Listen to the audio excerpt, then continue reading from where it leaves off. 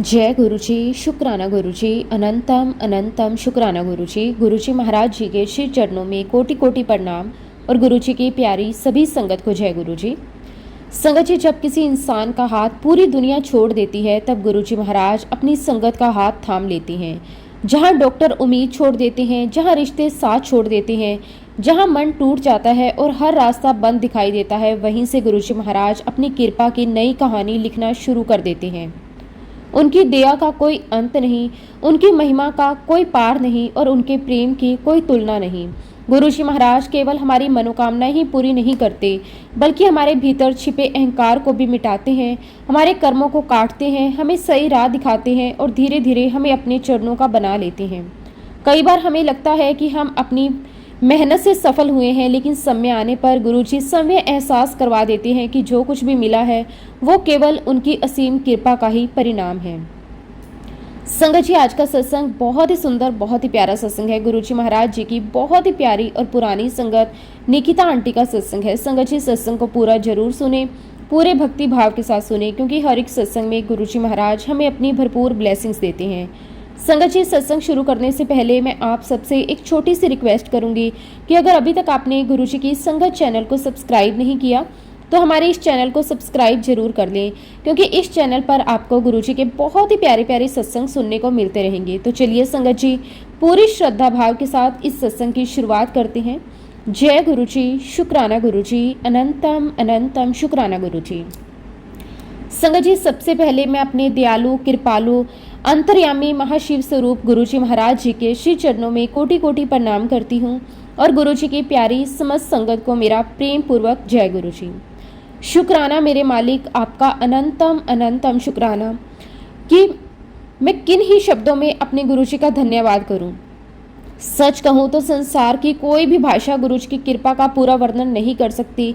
उन्होंने मेरे जीवन में जो प्रेम बरसाया, जो अपनापन दिया, जो सेवा का अवसर दिया, जो कृपा की, वो मेरी कल्पना से भी कई अधिक है। और सबसे बड़ा सौभाग्य तो यही है कि गुरुजी महाराज जी ने मुझे अपने चरणों की सेवा में लगाए रखा। उन्होंने मुझे केवल डॉक्टर बनने का अवसर ही नहीं दिया, बल्कि अपने हर मरीज की सेवा को भी गुरु सेवा बना दिया। उन्होंने मुझे ये समझाया कि अगर किसी के दर्द को कम करने का अवसर मिले तो वो केवल एक पेशा नहीं, बल्कि ईश्वर की दी हुई सबसे बड़ी सेवा होती है। संगत जी, मैं आप सभी के साथ अपने जीवन की वो यात्रा साझा करना चाहती हूँ जिसने मेरी सोच, मेरा विश्वास, मेरा पूरा जीवन बदल दिया। लेकिन उससे पहले मैं आप सभी से एक बात जरूर कहना चाहती हूँ। जब तक हमें गुरुजी महाराज जी के फिजिकल स्वरूप के दर्शन करने का सौभाग्य मिलता रहा, तब तक हमारी समझ बहुत सीमित थी। हम उन्हें एक महान संत, एक दिव्य पुरुष और एक ऐसे गुरु के रूप में देखते थे जिनके पास बैठकर मन को शांति मिलती थी। लेकिन उस समय हम उनकी वास्तविक महिमा को पूरी तरह समझ नहीं पाए थे। आज जब मैं नई संगत को देखती हूँ जो बिना फिजिकल दर्शन किए केवल श्रद्धा और विश्वास से गुरुजी को साक्षात परमात्मा मानती है, तो मेरा सर श्रद्धा से झुक जाता है। आप सभी की भक्ति सचमुच अद्भुत है। आज मैं पूरे अनुभव और पूरे विश्वास के साथ कह सकती हूँ कि गुरुजी महाराज केवल गुरु नहीं हैं, वो साक्षात ईश्वर हैं, वो महाशिव हैं, वो अंतर्यामी हैं, वो हमारे मन की हर एक बात जानते हैं, वो बिना कहे हमारी हर एक प्रार्थना सुन लेते हैं। संगत जी, हमारी गुरुजी महाराज जी के साथ यात्रा के दौरान अनगिनत ऐसी घटनाएं हुई जिनसे हमें हर बार यही अनुभव हुआ कि गुरुजी केवल वर्तमान नहीं जानते, बल्कि भविष्य भी जानते हैं। वो वर्षों पहले ऐसी बातें कह देते थे जिनका अर्थ हमें बहुत समय बाद समझ में आता था। ऐसी ही एक घटना मैं आज आप सभी के साथ साझा करना चाहती हूँ। ये बात उन दिनों की है जब गुरुजी महाराज अपने फिजिकल स्वरूप में संगत को दर्शन दिया करते थे। एक दिन मैं अंपायर स्टेट गई हुई थी। उस दिन दरबार में बहुत ही सुंदर माहौल था। संगत बड़ी संख्या में बैठी हुई थी। हर कोई गुरुजी के श्री मुख से निकले प्रत्येक शब्द को बड़े ध्यान से सुन रहा था। उस दिन विशेष बात यह थी कि बहुत सारे डॉक्टर्स भी वहाँ पे उपस्थित थे। कोई MBBS डॉक्टर था, कोई डेंटिस्ट था, कोई सर्जन था। सब अपने अपने क्षेत्र में अनुभवी लोग थे। हम सब गुरुजी के सामने बड़े प्रेम से बैठे हुए थे। तभी अचानक गुरुजी ने पूरी संगत की ओर देखा, फिर विशेष रूप से हम डॉक्टरों की ओर देखते हुए मुस्कुराकर बड़े सहज अंदाज में कहा, मैनू समझ नहीं आता, जे सारे डॉक्टर इत्थे बैठ जाएंगे तो मरीजों का इलाज कौन करेगा। संगत जी, गुरुजी ने ये बात बहुत ही सरल ढंग से कही। संगत भी हल्का हल्का मुस्कुराने लगी, हम डॉक्टर भी मुस्कुरा दिए। उस समय मुझे लगा कि गुरुजी बस हंसी मजाक कर रहे हैं। मैंने उस वाक्य पर अधिक ध्यान नहीं दिया। दरबार समाप्त हुआ। मैं घर वापस आ गई और धीरे धीरे वो बात मेरी बुद्धि से निकल गई। संगत जी, उस समय मुझे बिल्कुल भी अंदाजा नहीं था कि गुरुजी का ये एक साधारण सा दिखाई देने वाला वाक्य आने वाले वर्षों के लिए एक बहुत बड़ा संदेश था। गुरुजी भविष्य देख रहे थे, लेकिन हम वर्तमान में ही उलझे हुए थे। समय बीतता गया, जीवन सामान्य रूप से चलता रहा। हम अपने क्लिनिक में मरीज देखते रहे, सेवा करते रहे, दरबार में जाते रहे और फिर अचानक पूरी दुनिया की तस्वीर बदल गई। संगत जी, कोविड का समय आ गया, एक ऐसा समय जिसकी कल्पना किसी ने नहीं की थी। पूरा देश बंद हो गया, सड़कें सुनसान हो गई, अस्पतालों पर अत्यधिक दबाव बढ़ गया, हर व्यक्ति अपने घरों में रहने को मजबूर हो गया। डर, चिंता का वातावरण हर समय बना रहता था। डॉक्टरों के सामने भी नई नई चुनौतियां थी। मेरे लिए भी यह समय बहुत कठिन था। मैं अपने क्लिनिक नियमित रूप से नहीं जा पा रही थी। मेरे मरीज मुझसे संपर्क करना चाहते थे, लेकिन परिस्थितियां ऐसी थी कि हर किसी तक पहुंच पाना संभव नहीं था। कई मरीज दर्द में थे, कई लोग केवल सलाह चाहते थे, कई लोग घबराए हुए थे और मैं सोचती रहती थी, हे गुरुजी, मैं इन लोगों की सहायता कैसे करूं। उसी समय एक दिन अचानक मेरे मन में एक विचार आया। इतना स्पष्ट विचार था जैसे किसी ने भीतर से कहा हो, ऑनलाइन मरीजों से बात करो। संगत जी, उस समय ऑनलाइन मेडिकल कंसल्टेशन आज जितना सामान्य नहीं था, लेकिन वह विचार बार बार मेरे मन में आने लगा। मैंने महसूस किया कि ये मेरी सोच नहीं है, ये तो गुरुजी की प्रेरणा है। फिर मैंने धीरे धीरे अपने मरीजों से फ़ोन पर बात करनी शुरू की, वीडियो कॉल के माध्यम से उन्हें देखना शुरू किया, उनकी समस्याएं सुनना शुरू किया, जहां तक संभव होता उन्हें सलाह देती, दवाइयों के बारे में समझाती, जरूरी सावधानियां बताती। हर किसी को तुरंत अस्पताल जाने की आवश्यकता होती तो उसे भी उचित मार्गदर्शन देती। धीरे धीरे ये सेवा बढ़ती चली गई। केवल मैं ही नहीं, कई अन्य डॉक्टर भी इसी प्रकार अपने अपने मरीजों की ऑनलाइन सहायता करने लगे। उस समय मुझे अचानक वर्षों पहले गुरुजी की कही हुई बात याद आई, अगर सारे डॉक्टर यहाँ बैठ जाएंगे तो मरीजों का इलाज कौन करेगा। संगत जी, उस दिन मेरी आंखें भर आई। मैं समझ गई गुरुजी का वो वाक्य केवल मजाक नहीं था। वो तो हमें पहले ही समझा रहे थे कि डॉक्टर का पहला धर्म सेवा है। स्थान बदल सकता है, समय बदल सकता है, माध्यम बदल सकता है, लेकिन सेवा कभी नहीं रुकनी चाहिए।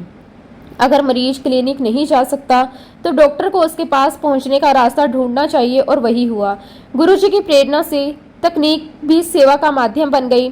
संगत जी, सच कहूँ तो उस कठिन समय में जब मैं ऑनलाइन अपने मरीजों की सहायता करती थी तो मुझे ऐसा लगता था कि मैं केवल डॉक्टर का काम नहीं कर रही, मैं गुरुजी की सेवा कर रही हूँ। हर मरीज में मुझे गुरुजी का अंश दिखाई देता था। किसी की चिंता कम होती तो मुझे लगता गुरुजी ने कृपा की, किसी का दर्द कम होता तो मन ही मन गुरुजी का शुक्राना करती, किसी के चेहरे पर मुस्कान आती तो लगता गुरुजी समय मुस्कुरा रहे हों। कोविड जैसे कठिन समय में भी गुरुजी ने मुझे सेवा का अवसर दिया। उन्होंने मुझे ये एहसास करवाया कि जहाँ सेवा का भाव है वहीं गुरुजी का वास है। आज भी जब मैं उस समय को याद करती हूँ तो मेरे हृदय से केवल एक ही शब्द निकलता है, शुक्राना, शुक्राना, शुक्राना मेरे मालिक, आपका अनंतम अनंतम शुक्राना। अगर उस समय गुरुजी मेरे मन में ये प्रेरणा ना डालते तो शायद मैं भी बाकी लोगों की तरह केवल परिस्थितियों को देखती रहती, लेकिन गुरुजी ने परिस्थितियां नहीं, सेवा का मार्ग दिखाया, और ये अनुभव मेरे जीवन की सबसे बड़ी सीख बन गया। खैर संगत जी, अब मैं आपको बताती हूँ कि जब मैं और मेरे हस्बैंड गुरुजी महाराज जी के दरबार में पहली बार गए थे। संगत जी, ये बात मेरे हस्बैंड ने मुझे उसी दिन नहीं बताई थी। उस समय तो उन्होंने केवल इतना ही कहा था कि आज दरबार में कुछ ऐसा हुआ जिसे शब्दों में बताना बहुत कठिन है, लेकिन उन्होंने पूरी बात कई दिनों बाद मुझे विस्तार से सुनाई। जब उन्होंने मुझे वो अनुभव बताया तब मेरे रोंगटे खड़े हो गए। मुझे समझ में आया कि आखिर उस दिन गुरुजी महाराज जी ने मेरे हस्बैंड को अपने दरबार में इतनी देर तक क्यों बिठाए रखा। संगत जी, मेरे हस्बैंड का स्वभाव शुरू से ही बहुत ही तार्किक था। वो किसी भी बात को केवल सुनकर स्वीकार नहीं करते थे, वो हर बात का कारण जानना चाहते थे। उनके मन में हमेशा यही रहता था कि किसी भी निष्कर्ष पर पहुंचने से पहले हर पहलू को अच्छी तरह समझना चाहिए। शायद यही कारण था कि गुरुजी ने उन्हें भी उसी भाषा में समझाया जिसे वो समझ सकते थे। मेरे हस्बैंड फॉरेंसिक एक्सपर्ट हैं। उनके काम की प्रकृति ही ऐसी है कि उन्हें छोटी से छोटी बात का भी बारीकी से निरीक्षण करना पड़ता है। कोई घटना हो, कोई केस हो, कोई परिस्थिति, वो हर चीज की गहराई में जाकर उसका विश्लेषण करते हैं। बिना प्रमाण के वो किसी भी बात पर विश्वास नहीं करते। इसलिए जब पहली बार वो गुरुजी महाराज जी के दरबार में आए थे तब भी उनका उद्देश्य केवल देखना और समझना था। वो किसी भावावेश में नहीं थे। वो ये जानना चाहते थे कि आखिर ऐसा क्या है जिसकी वजह से इतनी बड़ी संख्या में लोग इस महापुरुष के पास आते हैं। संगत जी, उस दिन जब मैं गुरुजी के चरणों में बैठी थी तब मेरे हस्बैंड थोड़ी दूरी पर बैठकर चाय प्रसाद पी रहे थे। उनके हाथ में चाय का गिलास था। उनकी नज़र लगातार गुरुजी महाराज जी पर टिकी हुई थी। वो बड़ी गंभीरता से गुरुजी के हाव भाव, उनके चेहरे की मुस्कान, संगत के साथ उनका व्यवहार, हर चीज को ध्यान से देख रहे थे। वह मन ही मन गुरुजी को पढ़ने की कोशिश कर रहे थे। उधर गुरुजी भी समय समय पर उनकी ओर देख लेते थे। आज समझ में आता है कि वो केवल मेरे हस्बैंड को नहीं देख रहे थे, बल्कि उनके भीतर चल रहे हर विचार को भी देख रहे थे। इसी बीच अचानक एक संगत उठकर गुरुजी महाराज जी के पास गई। कुछ क्षणों के लिए वो व्यक्ति गुरुजी और मेरे हस्बैंड के बीच आ गया। स्वाभाविक रूप से मेरे हस्बैंड का ध्यान कुछ पल के लिए हट गया। उन्होंने अपनी चाय का एक घुट लिया। फिर जैसे ही उस संगत ने रास्ता छोड़ा और मेरे हस्बैंड ने दोबारा गुरुजी की ओर देखा, जो दृश्य उन्होंने देखा उसे सुनकर आज भी मेरा सर श्रद्धा से झुक जाता है। उन्होंने देखा कि पूरा अंपायर स्टेट जैसे एक क्षण में बदल गया। जहां कुछ पल पहले सैकड़ों संगत बैठी हुई थी, वहां अब कोई भी दिखाई नहीं दे रहा था। पूरा हॉल बिल्कुल खाली था। ना कोई कुर्सी, ना कोई आवाज, ना कोई हलचल, मानो समय ही थम गया हो। फिर उस खाली स्थान की जगह उन्हें कुछ ऐसा दिखाई दिया जो इस संसार का नहीं था। उन्हें ऐसा लगा जैसे उनके सामने पूरा ब्रह्मांड खुल गया हो। चारों ओर अनंत आकाश था। असंख्य तारे चमक रहे थे।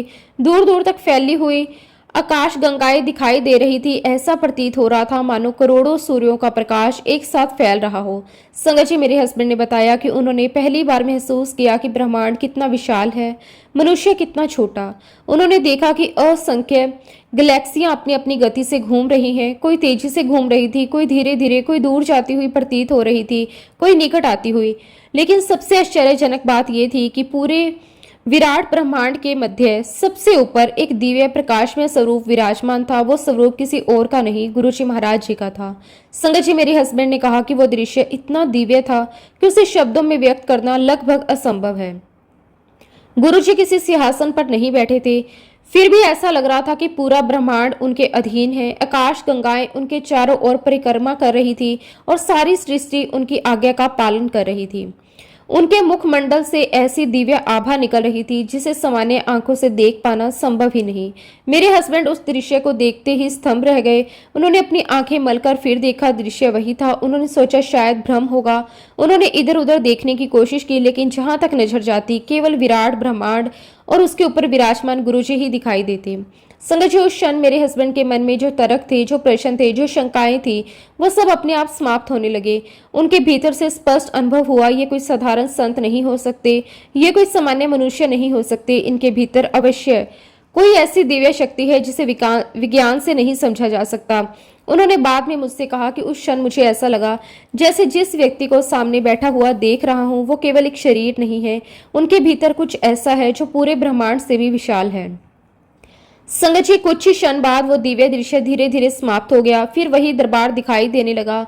संगत फिर से अपनी जगह बैठी हुई थी। गुरुजी उसी प्रकार संगत के बीच विराजमान थे जैसे कुछ हुआ ही ना हो। लेकिन मेरे हस्बैंड अब पहले जैसे नहीं रहे थे। उनके भीतर कुछ बदल चुका था। वो अब चुपचाप वहीं बैठ गए। उनके मन के अधिकांश प्रश्न समाप्त हो चुके थे। अब वो गुरुजी को परखने नहीं बल्कि उन्हें समझने का प्रयास कर रहे थे। और इधर मैं ये देखकर हैरान थी कि जो व्यक्ति मुझे कुछ देर पहले दरबार से तुरंत चलने के लिए कह रहा था, वही अब बिना कुछ बोले इतने शांत भाव से कैसे बैठा हुआ है। मैं बार बार सोच रही थी आखिर ऐसा क्या हुआ, लेकिन मुझे क्या पता था कि उस थोड़े से समय में गुरुजी महाराज जी ने उन्हें कैसी अद्भुत झलक दिखा दी है। जब उन्होंने मुझे वो अनुभव सुनाया तब मुझे समझ में आया कि गुरुजी किसको केवल शब्दों से नहीं समझाते, जिसे जिस प्रकार समझाना होता है गुरुजी उसी प्रकार समझाते हैं। किसी को प्रेम देकर, किसी को सेवा देकर, किसी को संकेत देकर और किसी को अपने विराट स्वरूप की एक छोटी सी झलक दिखाकर। संगत जी, एक बार की बात है, मेरे क्लिनिक पर रेलवे विभाग के एक बहुत बड़े अधिकारी इलाज के लिए आए। जैसे ही उन्होंने क्लिनिक में प्रवेश किया, उनकी नज़र सबसे पहले गुरुजी महाराज जी के स्वरूप पर पड़ी। उन्होंने तुरंत दोनों हाथ जोड़कर बड़े प्रेम से कहा, जय गुरुजी। उनके मुख से जय गुरुजी सुनते ही मेरा मन भी प्रसन्न हो गया। फिर उन्होंने मुस्कुराकर मुझसे पूछा, डॉक्टर साहब आप भी गुरुजी को मानती हैं? मैंने भी मुस्कुराकर उनसे पूछा, क्या आप भी गुरुजी को जानते हैं? क्या आप भी उनके पास जाते रहे हैं? तब संगत जी उन्होंने बड़े शांत स्वर में कहा, मैं तो 1996 से गुरुजी महाराज जी के चरणों में जा रहा हूँ। ये सुनते ही मेरा हृदय आनंद से भर गया। मैंने सोचा, वाह, आज मेरे क्लिनिक में गुरुजी की इतनी पुरानी संगत आई है। मैंने तुरंत उनसे विनम्रता से कहा, अंकल जी कृपया मुझे गुरुजी महाराज जी के बारे में बताइए। आपके अनुभव सुनना मेरे लिए बहुत ही बड़ा सौभाग्य होगा। तब उन्होंने मेरी ओर देखकर मुस्कुराते हुए एक प्रश्न किया, पहले आप ये बताइए आप गुरुजी को क्या मानती हैं? मैंने बिना सोचे उत्तर दिया, मेरे लिए गुरुजी बहुत बड़े महापुरुष हैं। मेरी बात सुनते ही उन्होंने तुरंत सिर हिलाया और बड़े दृढ़ विश्वास के साथ कहा, नहीं डॉक्टर साहब, गुरुजी केवल महापुरुष नहीं है, गुरुजी साक्षात भगवान है। फिर उन्होंने आगे कहा, और सबसे बड़ी बात सुनो, मैं वही व्यक्ति हूँ जो कभी किसी भगवान पर विश्वास ही नहीं करता था। जिस इंसान को भगवान पर विश्वास ही ना हो, वो किसी इंसान को भगवान कैसे मान सकता है? उनकी ये बात सुनकर मैं आश्चर्य में पड़ गई। मैंने तुरंत उनसे पूछा, अंकल जी अगर आप पहले भगवान को भी नहीं मानते थे तो फिर आप इतनी दृढ़ता से कैसे कह सकते हैं कि गुरुजी साक्षात भगवान हैं? तब संगत जी अंकल जी ने बड़े शांत भाव से अपनी जीवन यात्रा सुनानी शुरू की। उन्होंने कहा कि एक समय मेरी पोस्टिंग एक नई जगह हुई थी। वहाँ मेरी जो वरिष्ठ अधिकारी थे वो नियमित रूप से गुरुजी महाराज जी के पास जाया करते थे। एक दिन उन्होंने मुझसे कहा, मेरे गुरुजी बहुत पावरफुल है, तुम भी एक बार मेरे साथ चलो, उनके दर्शन करो। लेकिन उस समय मैंने साफ मना कर दिया था। लेकिन संगत जी उनके बॉस बार बार उनसे एक ही बात कहते रहे, एक बार चलकर तो देखो, अगर अच्छा ना लगे तो दोबारा कभी मत जाना, लेकिन बिना देखे किसी के बारे में राय मत बनाओ। शुरू शुरू में अंकल हर बार कोई ना कोई बहाना बना देते। कभी कहते कि आज काम बहुत है, कभी कहते कि मुझे इन सब बातों में विश्वास नहीं, कभी कहते कि मैं किसी बाबा संत के पास नहीं जाता। लेकिन उनके बॉस भी जैसे ठान चुके थे कि वो बड़े विश्वास से कहते, तुम एक बार मेरे गुरुजी के दर्शन कर लो, उसके बाद अगर तुम्हारा मन ना माने तो मैं फिर कभी नहीं कहूंगा। संगत जी कई दिनों तक यही सिलसिला चलता रहा। आखिरकार एक दिन अंकल ने सोचा, चलो एक बार इनके साथ चल ही लेते हैं, कम से कम इनका मान भी रह जाएगा। उनके मन में श्रद्धा नहीं थी, सिर्फ अपने अधिकारी का सम्मान था। उन्होंने सोचा दर्शन करके वापस आ जाऊंगा, इससे ज्यादा कुछ नहीं होगा। यही सोचकर वो पहली बार गुरुजी महाराज जी के दरबार पहुंचे। संगत जी जैसे ही वो अंपायर स्टेट पहुंचे, उन्होंने देखा कि बड़ी संख्या में संगत बैठी हुई थी। कोई शांत भाव से ध्यान में बैठा था, कोई गुरुजी के दर्शन कर रहा था। पूरा वातावरण बड़ा दिव्य था। लेकिन अंकल का मन अभी भी तर्कों से भरा हुआ था। वो हर चीज को ध्यान से देख रहे थे, मन ही मन सोच रहे थे, देखते हैं आखिर ऐसा क्या है जिसकी वजह से लोग इनकी इतनी प्रशंसा करते हैं। वो चुपचाप जाकर संगत में बैठ गए। अभी उन्हें बैठे हुए कुछ ही क्षण हुए थे कि अचानक गुरुजी महाराज जी ने दूर से ही उनकी ओर देखा।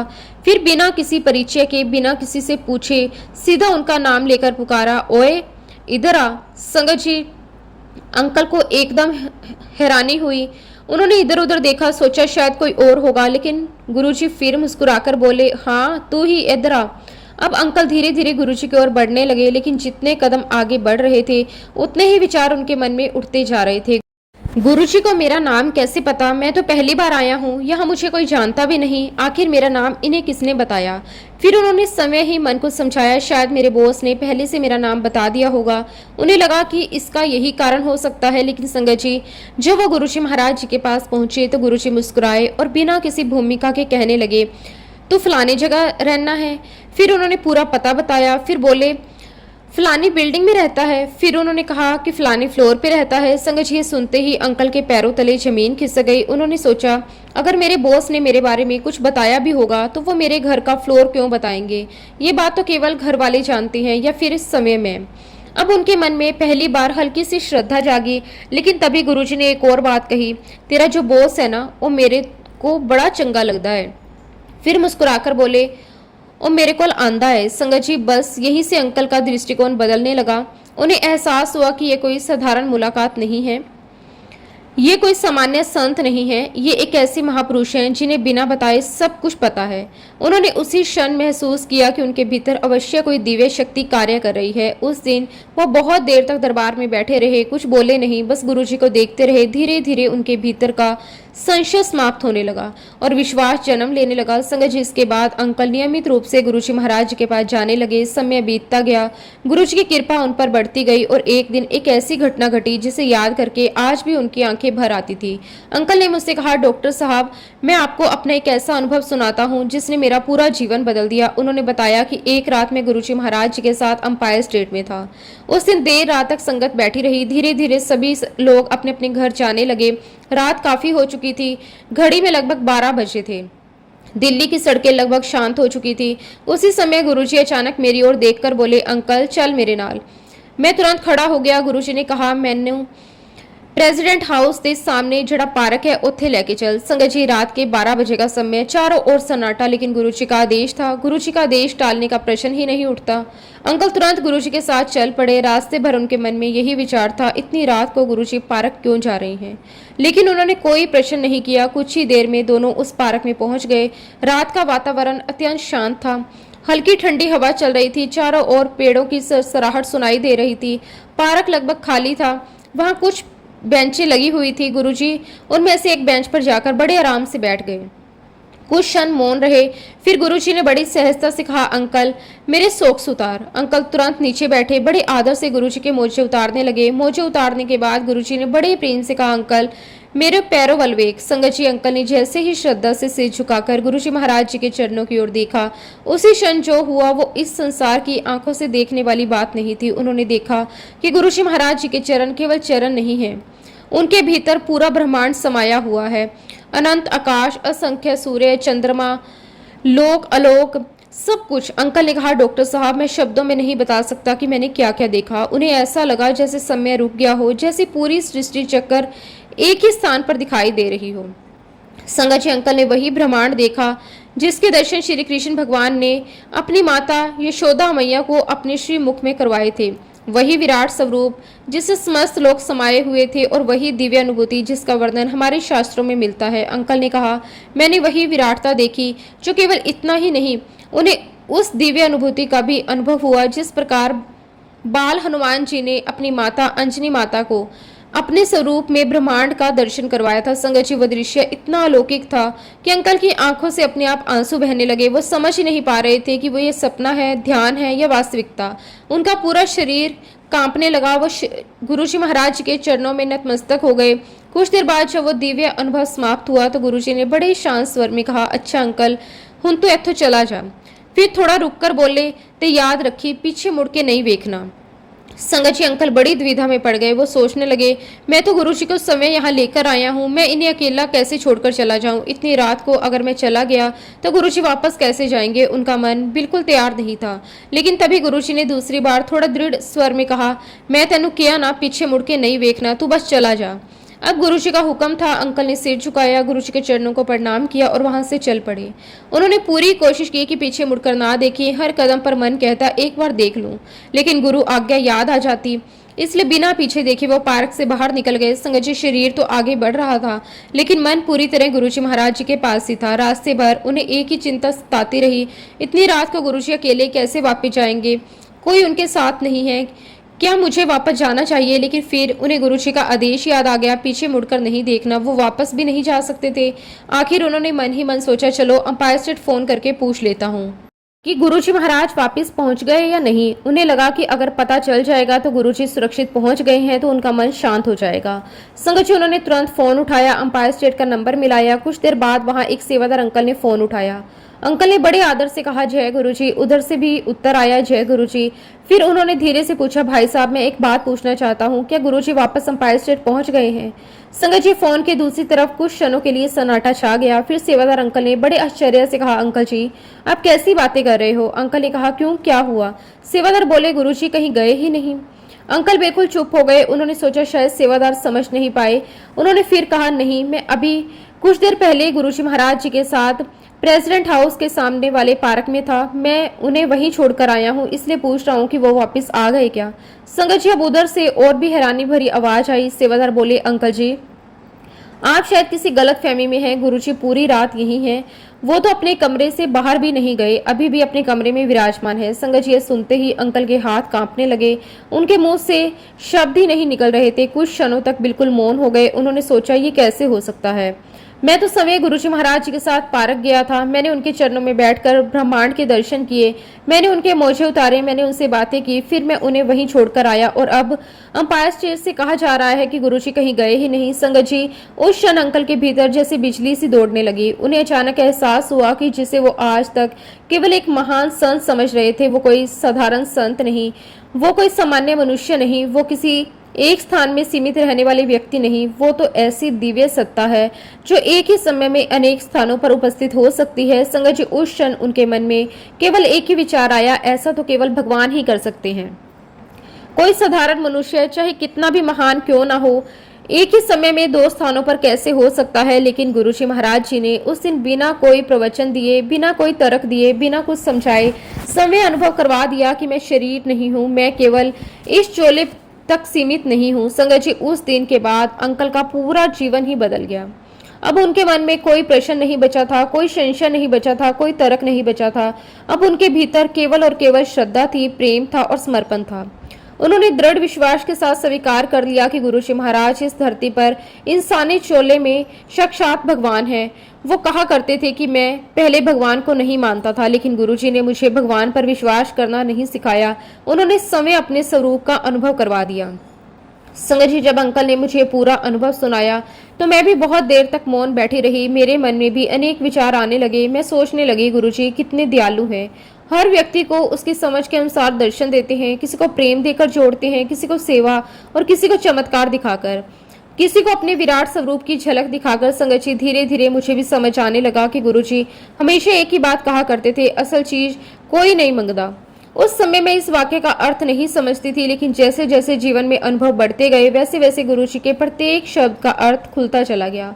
मैं सोचने लगी कि सचमुच हम गुरुजी के पास क्या क्या मांगते हैं। कोई नौकरी मांगता है, कोई व्यापार मांगता है, कोई शादी, कोई संतान, कोई बीमारी ठीक होने की प्रार्थना करता है, कोई धन मांगता है, कोई सफलता, कोई सम्मान। और गुरुजी अपने असीम प्रेम से सबको देते भी हैं, लेकिन सबसे बड़ी चीज जिसे इस समय गुरुजी असल चीज कहते थे उसे बहुत कम लोग मांगते हैं। संगत जी, असल चीज है गुरुजी की भक्ति, असल चीज है गुरुजी का प्रेम, असल चीज है गुरुजी का साथ, असल चीज है उनके चरणों में अटूट विश्वास। ऐसी श्रद्धा जो परिस्थितियां बदलने से भी कभी नहीं डगमगाती। हम अगर गुरुजी से कुछ मांगे तो उनकी भक्ति मांगे, ऐसा हृदय मांगे जो हर समय गुरुजी को याद करे, ऐसी बुद्धि मांगे जो कभी गुरुजी से दूर न जाए, ऐसा जीवन मांगे जो उनकी सेवा में बीते, ऐसा साथ मांगे जो जन्म जन्म तक उनके साथ बना रहे। संगत जी, जब मुझे ये बात समझ में आई तो मेरी आंखों में आंसू आ गए। मैं अपने पुराने दिनों को याद करने लगी। मुझे वो पहला दिन याद आया जब गुरुजी बार बार मुझसे पूछ रहे थे, आंटी होड़दास की चाहिदा है, और मैं हर बार कभी ननंद की शादी मांग रही थी, कभी बेटे के लिए आशीर्वाद, कभी परिवार के लिए खुशियां और कभी कोई और संसारिक चीज। आज सोचती हूँ तो लगता है मैं कितनी ना समझती, कितनी अज्ञानी थी।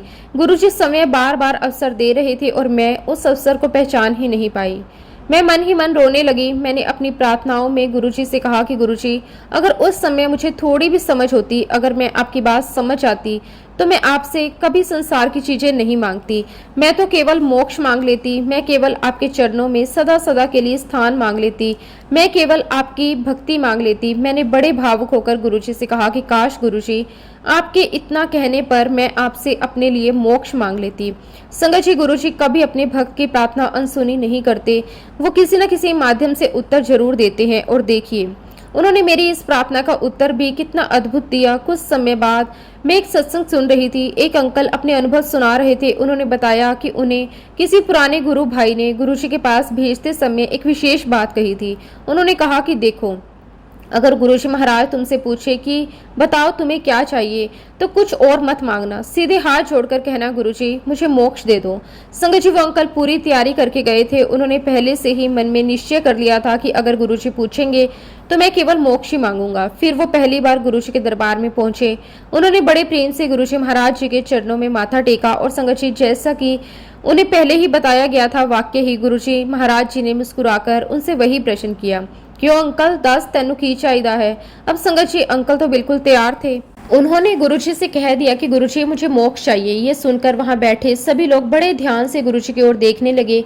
हर किसी के मन में यही उत्सुकता थी कि अब गुरुजी इस प्रश्न का क्या उत्तर देंगे, क्योंकि मोक्ष ऐसा विषय है जिसके बारे में हर इंसान जानना चाहता है, लेकिन बहुत कम लोग उसे समझ पाते हैं। अंकल के मन में भी वर्षों से यही इच्छा थी कि उन्हें जीवन का परम लक्ष्य प्राप्त हो जाए।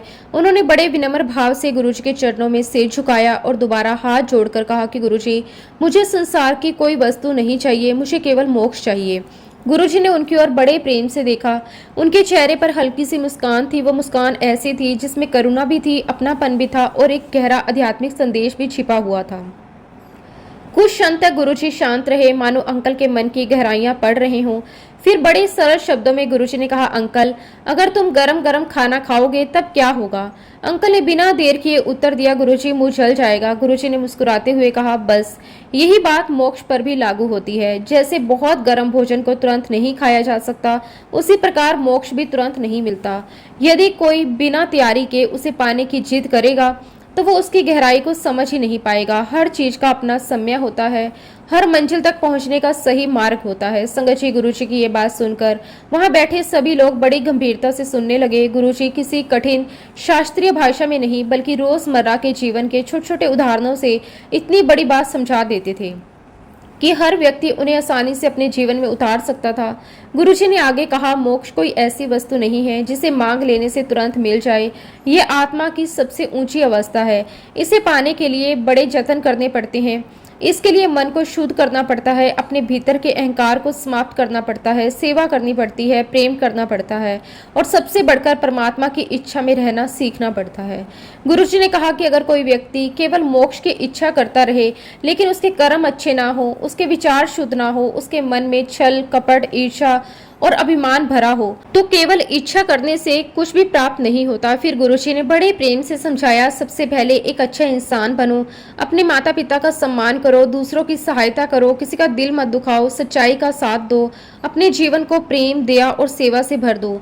जब इंसान इन गुणों को अपने भीतर उतार लेता है तब वो धीरे धीरे उस मार्ग पर चलने लगता है जो उसे मोक्ष तक पहुंचाता है। संगत जी, गुरुजी की बातें केवल सुनने के लिए नहीं होती थी बल्कि जीवन में अपनाने के लिए होती थी। उनके प्रत्येक शब्द में अनुभव था, कृपा थी, जीवन को बदल देने वाली शक्ति थी। गुरुजी ने आगे कहा, सही राह पर चलना पड़ेगा, सच्चा बंदा बनना पड़ेगा। केवल बाहर से धार्मिक दिखने से कुछ नहीं होता। मन भी उतना ही निर्मल होना चाहिए। जब मन में किसी के लिए द्वेष न रहे, जब हर जीव में भगवान दिखाई देने लगे, जब अपने सुख दुख से ऊपर उठकर इंसान दूसरों की भलाई सोचने लगे, तभी आध्यात्मिक यात्रा आगे बढ़ती है। फिर गुरुजी ने एक ऐसी बात कही जिसने वहां बैठे सभी लोगों के हृदय को छू लिया। गुरुजी ने कहा, मुझसे मांगने की बजाय मुझे मानो। संगत जी, ये केवल एक वाक्य नहीं था बल्कि पूरी भक्ति का सार था। गुरुजी का अर्थ ये था कि यदि भक्त का विश्वास पूर्ण हो जाए, यदि वो गुरु को पूरे मन से स्वीकार कर ले, तो फिर अलग अलग चीजें मांगने की आवश्यकता ही नहीं रहती, क्योंकि जिस गुरु में पूर्ण श्रद्धा होती है वो अपने भक्त की हर आवश्यकता, हर पीड़ा, हर इच्छा को पहले से जानता है। गुरुजी ने कभी किसी को चिंता करने के लिए नहीं कहा। वो हमेशा यही समझाते थे कि विश्वास रखो, धैर्य रखो और अच्छे कर्म करते रहो, बाकी सब कुछ समय पर अपने आप होता चला जाएगा। संगत जी, गुरुजी महाराज साक्षात भगवान है। उन्हें किसी के मुंह से सुनने की आवश्यकता नहीं होती कि किसे क्या चाहिए। वो तो भक्त के मन की हर एक धड़कन, हर एक भावना, हर आवश्यकता को पहले से जानते हैं। किस संगत को कब क्या देना है, कितना देना है, किस समय देना है, ये सब गुरुजी की दिव्य योजना का हिस्सा होता है। कई बार हमें लगता है कि हमारी प्रार्थना का उत्तर नहीं मिला, लेकिन बाद में समझ आता है कि गुरुजी ने जो किया वही हमारे लिए सबसे उत्तम था। संगत जी, गुरुजी अपने भक्तों को केवल संसारिक सुख ही नहीं देते थे बल्कि जीवन जीने का सही मार्ग भी दिखाते थे। उनकी हर शिक्षा इंसान को भीतर से बदलने वाली होती थी। जो उनके बताए मार्ग पर चलता था उसके जीवन में धीरे धीरे शांति, संतोष और विश्वास अपने आप आने लगता था। संगत जी, एक बार की बात है, अंपायर स्टेट में गुरुजी के लेफ्ट हैंड साइड पर महबूबा मुफ्ती बैठी हुई थी। मैं गुरुजी के राइट साइड पर बैठी हुई थी। वहां का वातावरण बहुत ही शांत और प्रेममय था। सभी संगत जी बड़े प्रेम और श्रद्धा से लंगर ग्रहण कर रहे थे। गुरुजी सभी पर अपनी कृपा दृष्टि बनाए हुए थे। उनकी एक एक नजर, एक एक मुस्कान, एक एक शब्द में अपार प्रेम झलकता था। उस समय महबूबा मुफ्ती अपना लंगर कर रही थी। गुरुजी बड़े ध्यान से उन्हें देख रहे थे। अचानक गुरुजी ने बड़े सहज भाव से कहा, आंटी 2 चपाती और खा ले, तुझे सीएम बना दूंगा। संगत जी, गुरुजी ने ये बात इतनी सहजता और सामान्य ढंग से कही कि पहली बार सुनने वाले को शायद ये एक सामान्य मजाक जैसा लगे, लेकिन जो लोग गुरुजी के साथ समय बिताते थे वे जानते थे कि गुरुजी का कोई भी शब्द व्यर्थ नहीं जाता था। उनके मुंह से निकली प्रत्येक बात अपने भीतर कोई न कोई गहरा संकेत और सत्य लेकर आती थी। जब मैंने गुरुजी महाराज जी के मुख से वो वचन सुना तो मेरे मन में तुरंत विचार आया, भला 2 रोटियां खाने और किसी के मुख्यमंत्री बनने का क्या रिश्ता है। ये बात मेरी समझ से बिल्कुल बाहर थी। मैंने मन ही मन सोचा कि संसार में इतनी बड़ी बड़ी राजनीतिक परिस्थितियां होती हैं, इतने निर्णय होते हैं, इतनी कठिनाइयां आती हैं, फिर केवल गुरुजी के इस सहज वचन से ऐसा कैसे संभव हो सकता है। लेकिन साथ ही मेरे मन का एक भाग ये भी कह रहा था कि गुरुजी की वाणी कभी असत्य नहीं हो सकती। समय बीतता गया, जीवन अपनी गति से चलता रहा, लेकिन गुरुजी के वे शब्द मेरे मन में कहीं ना कहीं हमेशा गूंजते रहे। फिर एक दिन वो समय भी आया जब वही बात वास्तविकता बन गई। महबूबा मुफ्ती वास्तव में बाद में मुख्यमंत्री बनी। उस क्षण मुझे गुरुजी के उन शब्दों की याद आई। मेरा सर अपने आप श्रद्धा से झुक गया। तब मुझे समझ में आया गुरुजी के लिए कोई भी कार्य संभव नहीं होता। उनके लिए भविष्य भी वर्तमान की तरह स्पष्ट होता है। वो जो कहते हैं वो केवल अनुमान नहीं होता, बल्कि उनकी दिव्य दृष्टि का परिणाम होता है। और देखिए संगत जी, वाक्य में ही महबूबा मुफ्ती बाद में सीएम बनी और ये गुरुजी का ही आशीर्वाद था। गुरुजी महाराज जी ने ऐसे कई सारे हमें जीवंत उदाहरण दिए जिन्होंने बार बार ये सिद्ध किया कि गुरुजी महाराज केवल एक महान संत ही नहीं बल्कि साक्षात परमात्मा का स्वरूप हैं। उनकी प्रत्येक बात, प्रत्येक वचन और प्रत्येक आशीर्वाद समय आने पर सत्य सिद्ध होता था। कई बार उस समय उनकी बात हमारी समझ से परे होती थी, लेकिन कुछ समय बाद वही बात वास्तविकता बनकर हमारे सामने खड़ी हो जाती थी। तभी समझ में आता था कि गुरुजी जो कहते हैं वो किसी अनुमान के आधार पर नहीं बल्कि अपनी दिव्य दृष्टि से कहते हैं। इसलिए संगत जी, गुरुजी पर विश्वास करना ही सबसे बड़ा सौभाग्य है। जब भक्त पूरी श्रद्धा के साथ उनके चरणों में समर्पित हो जाता है, तब गुरुजी उसके जीवन की बागडोर समय संभाल लेते हैं। संगत जी, एम्पायर स्टेट में बिताया गया प्रत्येक पल आज भी मेरी आंखों के सामने बिल्कुल ताजा है। वहाँ का वातावरण इतना प्रेममय और आनंदमय होता था कि समय कैसे बीत जाता था इसका पता ही नहीं चलता था। गुरुजी सभी संगत पर समान रूप से अपनी कृपा बरसाते थे। कोई छोटा हो या बड़ा, अमीर हो या गरीब, किसी ऊंचे पद पर हो या कोई साधारण इंसान, गुरुजी की नज़र में सभी एक समान थे। उनके लिए हर संगत उनका अपना परिवार था। जब महबूबा मुफ्ती जी अपना लंगर कर चुकी, तब उन्होंने बड़े आदर और विनम्रता के साथ गुरुजी से आज्ञा लेने के लिए आगे बढ़ी। उनके चेहरे पर श्रद्धा और सम्मान साफ दिखाई दे रहा था। जैसे ही वह गुरुजी के सामने पहुंचे, गुरुजी ने उनकी ओर देखा, बड़े प्यार और अपनत्व और मुस्कान के साथ कहा, वालेकुम अस्सलाम आंटी। संगत जी, ये सुनकर वहाँ का वातावरण जैसे और भी मधुर हो गया। गुरुजी के मुख से निकला हर शब्द इतना प्रेम से भरा होता था कि सुनने वाले का मन आनंद से भर जाता था। संगत जी, सच कहूँ तो उस समय गुरुजी महाराज इतने प्यारे लगते थे कि मेरी नजरें बार बार उनकी तरफ जाती थी। उनके चेहरे पर जो दिव्य मुस्कान होती थी उसे शब्दों में बताना बहुत कठिन है। ऐसा लगता था जैसे समय भगवान अपने भक्तों से प्रेम पूर्वक बातें कर रहे हों। उस क्षण मेरा मन पूरी तरह भाव विभोर हो जाता था। उसी समय मेरे मन में एक छोटी सी इच्छा जागी। मैंने किसी से कुछ नहीं कहा, मैंने गुरुजी से भी कुछ नहीं कहा, बस मन ही मन सोचा, काश जब मैं गुरुजी को माथा टेकूं तब गुरुजी मुझे भी इसी तरह प्यार से आंटी वालेकुम अस्सलाम कहें। संगत जी, ये केवल एक छोटी सी मन की इच्छा थी, कोई बड़ी मांग नहीं थी, कोई संसारिक इच्छा नहीं थी, बस गुरुजी के प्रेम भरे शब्द सुनने की लालसा थी। लेकिन मैंने ये बात किसी के सामने प्रकट नहीं की। मुझे लगा ये तो केवल मेरे मन की भावना है, इसे कौन जान सकता है। संगत जी, उसी टाइम कुछ देर बाद मेरी बारी आई। मैं बड़े प्रेम और श्रद्धा से गुरुजी महाराज जी के चरणों में माथा टेकने गई। मन में वही उम्मीद थी शायद गुरुजी मुझे उसी तरह संबोधित करेंगे, लेकिन उस दिन गुरुजी ने ऐसा नहीं कहा। मैंने मन ही मन सोचा शायद मेरी इच्छा पूरी नहीं हुई।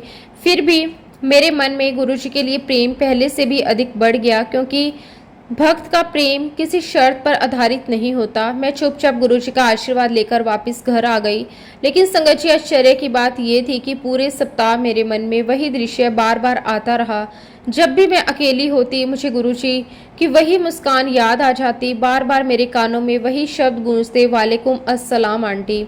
मैं अपने आप से यही कहती रही कि गुरुजी उस समय कितने प्यारे लग रहे थे, कितनी मधुर आवाज़ थी उनकी, कितना अपनापन था उनके शब्दों में। कई बार मैं आंखें बंद करके वही दृश्य याद करती और मेरे चेहरे पर अपने आप मुस्कान आ जाती।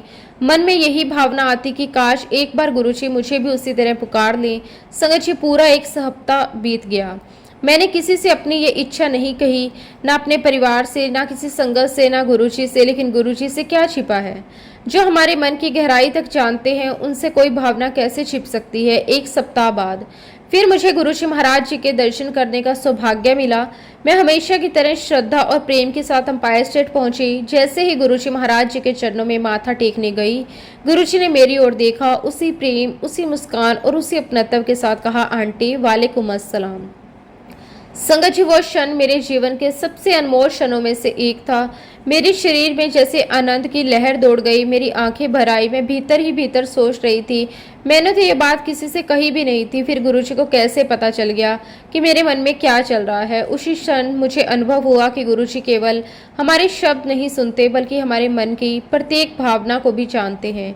उन्हें ये बताने की आवश्यकता ही नहीं पड़ती कि हमारे हृदय में क्या चल रहा है। वो तो बिना बोले ही सब कुछ जान लेते हैं। उस दिन मेरा विश्वास पहले से कई गुना बढ़ गया। मुझे यह अनुभव हो गया कि गुरुजी अपने प्रत्येक भक्त पर हर समय नजर रखते हैं। उनकी कोई भी छोटी सी भावना, कोई भी मासूम इच्छा, कोई भी मन की बात गुरुजी से छिपी नहीं रहती। और देखिए संगत जी, गुरुजी हमारे मन की ऐसी छोटी छोटी इच्छाएं भी पूरी कर देते हैं, जिनके बारे में हम समय भी किसी से बात नहीं करते थे। यही तो सच्चे गुरु की पहचान है कि वो अपने भक्त के मन को पढ़ लेते हैं और उचित समय आने पर उसकी भावना का मान रखते हैं। शुक्राना मेरे मालिक, आपका अनंतम अनंतम शुक्राना। संगत जी, सच में गुरुजी महाराज जी ने मुझे बहुत बहुत ब्लेस किया है। मैं जितना भी शुक्राना करूं अपने मालिक का उतना कम है। और इसी के साथ संगत जी, अब मैं अपने शब्दों को, अपनी वाणी को यहीं पे विराम देना चाहूँगी। अगर सत्संग के दौरान मुझसे कोई गलती हुई हो तो मैं हाथ जोड़कर पूरे संगत परिवार से और गुरुजी महाराज जी से माफ़ी चाहती हूँ। जब भी गुरुजी महाराज मुझे आज्ञा देंगे, मैं अपना अगला शुक्राना सत्संग भी आप सबके साथ जरूर शेयर करूँगी। जय गुरुजी, शुक्राना गुरुजी, अनंतम अनंतम शुक्राना गुरुजी। ओम नमः शिवाय, शिवजी सदा सहाय। ओम नमः शिवाय, गुरुजी सदा सहाय। जय गुरुजी, शुक्राना गुरुजी, अनंतम अनंतम शुक्राना गुरुजी।